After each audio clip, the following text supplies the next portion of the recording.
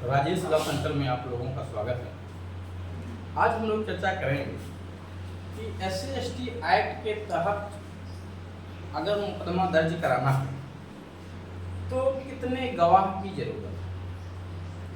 समाज में इसको लेके बड़ा भ्रम है, बहुत कन्फ्यूजन है कि बिना गवाह के मुकदमा नहीं दर्ज होगा,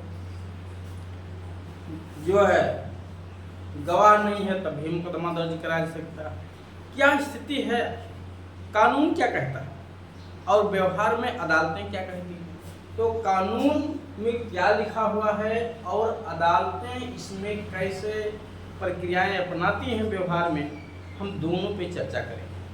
ठीक है, आइए। सबसे पहले यहाँ लिखा है SC/ST एक्ट 1989 मुकदमा दर्ज कराने के लिए गवाहों की संख्या। ठीक है, FIR के केस में और परिवार के केस में। अब FIR क्या होता है, परिवार क्या होता है, ये भी हम अभी आपको यहाँ समझाएंगे। लेकिन SC/ST एक्ट के तहत कितने तरह से FIR दर्ज कराया जाता है, कितने तरीके हैं टोटल, उस पर एक अलग वीडियो लेकर आऊँगा और बताऊँगा आप लोगों को। यहाँ एक बात आपको क्लियर कर दें कि किसी भी तरह का कोई लीगल इन्फॉर्मेशन अगर आपको लेना है, चाहे वो SC/ST एक्ट पे या अदर किसी लॉज पे, चाहे उत्तराधिकार का मामला हो या फाक्सो का या अन्य किसी भी विधि का, तो आप इस दिए गए नंबर पे संपर्क करके अपनी सुविधा अनुसार जानकारी ले सकते हैं। हाँ, उसकी जो रिजनेबल फीस है वो आपको जमा करना होगा। तो सबसे पहले देखिए, SC/ST एक्ट 1989 में लाया गया। इस एक्ट से पहले भी एक कानून बनाया गया था, सिविल अधिकार संरक्षण अधिनियम 1955 में। वो भी छुआछूत पे रोक लगाने वाला ही कानून था। अनुसूचित जातियों जनजातियों के साथ जो अत्याचार हो रहे थे उनको कंट्रोल करने के लिए वो भी एक कानून था। लेकिन है, आज भी है, बट इतना वो प्रासंगिक नहीं है। वो कानून इतना प्रासंगिक नहीं है जितना ये SC/ST एक्ट। इसमें सीधे सीधे लिखा हुआ है कि अनुसूचित जात, अनुसूचित जनजात वर्ग के किसी व्यक्ति के साथ अगर अत्याचार होता है तो उसे अपराध घोषित किया गया है। वो अत्याचार क्या है, वो धारा 3 में SC/ST एक्ट के लिखा हुआ है। अब प्रश्न यहाँ पे ये है कि देखिए, इस एक्ट में एक बात और बता दें कि 2016 में संशोधन भी हुआ है बड़े पैमाने पे। 2016 में संशोधन हुआ, 89 का कानून है, बट 16 में एक बड़े पैमाने पे संशोधन हुआ। फिर जाके 2018 में संशोधन हुआ। 18 के बाद से विधायिका ने कोई संशोधन नहीं किया है। हाँ, केस लॉज जरूर आते रहे हैं इस पे। FIR यानी फर्स्ट इंफॉर्मेशन रिपोर्ट, हिंदी में लिखा FIR। अगर हम FIR दर्ज कराने जाते हैं तो FIR कहाँ दर्ज कराने जाएंगे, किस थाने में दर्ज कराने जाएंगे, तो इसके लिए आप देखेंगे कहीं कहीं पे हरिजन एक्ट भी थाना बना हुआ है। यानी हरिजन एक्ट के लिए जो है SC/ST एक्ट के लिए थाना बना हुआ है, जिसको SC/ST थाना कहते हैं। तो जहाँ SC/ST थाना बना हुआ है वहाँ भी जाके मुकदमा दर्ज करा सकते हैं, और जहाँ SC/ST थाना नहीं बना हुआ है वहाँ पे जो सामान्य पुलिस स्टेशन है वहाँ पे भी जाके FIR लॉन्च करा सकते हैं। अगर पुलिस स्टेशन से FIR नहीं लॉन्च होती है तो हम कोर्ट से जा करके परिवार भी कर सकते हैं, कंप्लेंट भी कर सकते हैं। कंप्लेंट किस कोर्ट में किया जाएगा, जो आपका SC/ST कोर्ट है उसी कोर्ट में किया जाएगा। इसको हम एक डिटेल से बताएंगे, ठीक है, अलग से वीडियो लेकर के आएंगे, बताएंगे उसमें। बट यहाँ पे हम आपको गवाहों की संख्या बता दें, वो वीडियो लग दी जाएगा। FIR दर्ज कराने के लिए ध्यान दीजिएगा, वर्तमान में जो FIR दर्ज होती है वो दंड प्रक्रिया संहिता की धारा 154 में दर्ज हो रही थी। लेकिन 1 जुलाई 2023 से 24 से 1 जुलाई 2024 से दंड प्रक्रिया संहिता की धारा 154 के साथ साथ पूरे संहिता को ही हटा दिया गया, खत्म कर दिया गया उस कानून को।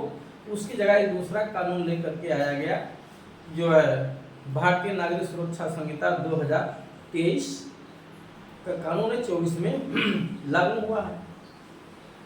उस कानून की धारा 174, 173, 175, 73 FIR दर्ज करने की बात करती है, 74 NCR दर्ज करने की बात करती है, 75 में इन्वेस्टिगेशन करने की पावर है और 76 में इन्वेस्टिगेशन की प्रक्रिया है। 173 में आप देखेंगे सेक्शन 173 FIR से जुड़ी हुई धारा है। कौन सी धारा है, 173 में FIR दर्ज किए जाने का प्रावधान किया गया है। 173 एक में FIR लॉन्च होगा, यहाँ लिखा हुआ साफ साफ, जब किसी भी पुलिस अधिकारी को, चाहे उसका जुरिस्डिक्शन हो या जुरिस्डिक्शन ना हो, अगर हम संज्ञेय अपराध के कारित किए जाने की सूचना देते हैं, यानी कुल मिला के अगर आप जो पीड़ित व्यक्ति है SC ST के साथ किसी तरह का अपराध हुआ, चाहे उसकी जाति सूचक गालियाँ दी गई हैं, ठीक है, उसकी जाति को लेके उसको बदनाम किया जा रहा है, उसके साथ मारपीट हुआ, उसकी संपत्ति पे कब्जा है, ठीक है, उसको कहीं नौकरी से किसी प्राइवेट या गवर्नमेंट जॉब से हटाया जा रहा है कि वो इस नाते कि वो अनुसूचित जाति जनजाति का व्यक्ति है, तो ऐसी स्थिति में वो अपने नियरेस्ट पुलिस स्टेशन में, चाहे जहाँ अपने नियरेस्ट पुलिस स्टेशन में जहाँ भी रह रहा हो, जा करके सूचना दे सकता है। और पुलिस अधिकारी की जिम्मेदारी है कि बिना किसी जांच के, बिना किसी पूछताछ के, ध्यान दीजिएगा, क्योंकि जब आप SC ST की धारा 18 का पढ़ेंगे तो वहाँ साफ साफ लिखा है कि कोई जांच, कोई पूछताछ, कोई इंक्वायरी, कोई गवाह की जरूरत बिल्कुल नहीं है, किसी साक्षी की जरूरत नहीं है, कोई पूछताछ नहीं, कोई जांच की जरूरत नहीं है प्रीवियस। यहाँ पुलिस अधिकारी की जिम्मेदारी है कि वो FIR लॉन्च कर ले, ध्यान दीजिएगा। तो यहाँ किसी भी गवाह की जरूरत नहीं है FIR दर्ज कराने के लिए, बस आपके साथ जो भी अत्याचार हुआ है आप उसका एप्लीकेशन चाहे लेकर के जाके दे या ऐसे ओरली जाके बता दें। अब पुलिस व्यवहार में दर्ज करती है नहीं दर्ज करती है वो उसके ऊपर है, ठीक है, क्योंकि आप वहाँ लड़ तो सकते नहीं हैं, लेकिन आपसे अगर गवाह की मांग करने का तो पुलिस को कोई राइट ही नहीं है, ध्यान दीजिएगा। व्यवहार में मांगते हैं, डांट डपट के भगा देते हैं, ठीक। दूसरी बात, अगर FIR यहाँ से नहीं दर्ज हुई, हम क्या करेंगे, कोर्ट से जाके भी FIR करवा सकते हैं या कोर्ट से परिवाद भी कर सकते हैं। लेकिन जब कोर्ट से परिवाद करने जाएंगे तो ये कोर्ट में जो जाते हैं परिवाद करने, कंप्लेंट करने, इसमें शिकायत करते हैं, तो ये धारा दंड प्रक्रिया संहिता की 200 थी जो रिपील हो गई है, उसकी जगह पे नया कानून आया है आपका जो भारतीय नागरिक सुरक्षा संहिता, उसकी धारा 223, धारा 223 के तहत 223 के तहत हम कोर्ट में जाके परिवाद दर्ज करा सकते हैं। कहाँ पे, अदालत में जाकर के परिवाद दर्ज करा सकते हैं। अब प्रश्न ये है कि यहाँ गवाहों की संख्या चाहिए कि नहीं चाहिए, ठीक, गवाह यहाँ पे चाहिए कि नहीं चाहिए। तो यहाँ कानून में धारा 223 में जब आप पढ़ेंगे भारतीय नागरिक सुरक्षा संहिता 2023 की, तो वहाँ पे साफ साफ लिखा है किसी गवाह की आवश्यकता नहीं, किसी गवाह की आवश्यकता नहीं है, ध्यान दीजिएगा।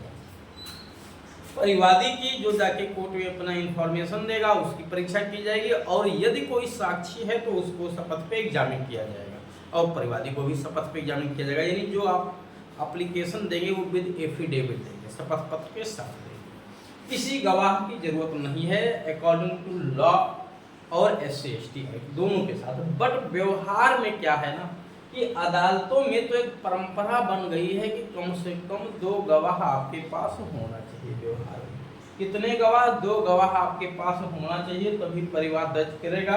अगर आप बिना गवाह के अदालत में धारा 203 का एप्लीकेशन दिए हैं परिवाद दर्ज होने के लिए, तो मान के चलिए परिवाद आपका दर्ज नहीं होगा, क्योंकि व्यवहार में ये नियम बन गया है। लेकिन बहुत सारी ऐसी अदालतें हैं भी जो बिना गवाह के भी परिवाद आपका दर्ज कर सकते हैं, परिवाद आपका दर्ज कर सकते हैं, क्योंकि गवाह की आवश्यकता है ही नहीं कानून में। तो ये परंपरा अक्सर तो हर अदालतें यही परंपरा अपना रखी कि गवाहों को मांगती हैं, लेकिन कोई जरूरी नहीं कि ये सार्वभौमिक नियम है, हर जगह यही नियम हो, हर जगह यही परंपरा चल रही हो। कोई अदालत कर भी सकती है, बाद में नहीं गवाह पेश कर पाएंगे तो केस आपका डिसमिस हो जाएगा, खत्म हो जाएगा, नहीं चल पाएगा।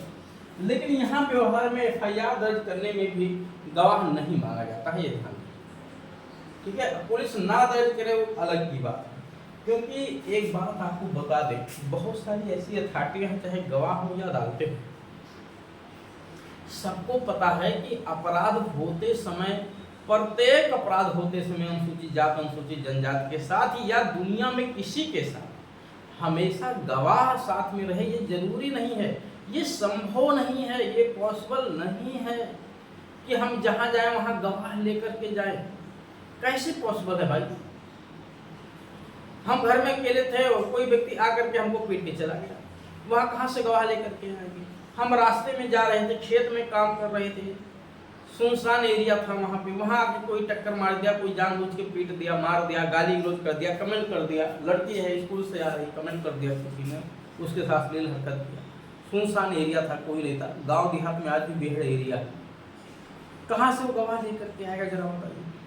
क्योंकि अगर उसके पास गवाह नहीं है तो उसका केस न दर्ज हो, उसको न्याय ना मिले। यहाँ न्यायालय को इस पे काम करना चाहिए, कंप्लेन दर्ज करना चाहिए, FIR लॉन्च करना चाहिए पुलिस अधिकारी को, और केस को आगे बढ़ाइए। केस को आप आगे बढ़ाइए। पार्टी साबित नहीं कर पाएगी, क्योंकि देखिए SC/ST एक्ट में प्रिजम्पशन होता है कि अगर FIR लॉन्च हो गई है, परिवार दर्ज हो गया है, तो आरोप सत्य है माना जाता है। आरोप सत्य है ये माना जाता है कि आरोपी ने अपराध किया, सबूत का भार उस पर चला जाता है, वो साबित करे कि आरोप गलत है। तो अब उसको क्रॉस एग्जामिन किया जाएगा, दोनों पार्टियों को क्रॉस एग्जामिन किया जाएगा, जो गवाह पेश कर पाएगा उसको एग्जामिन किया जाएगा। उसके बाद अगर सच्चाई नहीं निकल के आएगी तो केस खत्म किया जाएगा, अगर सच्चाई दिख रही है तो फिर दंडित किया जाना न्यायोचित।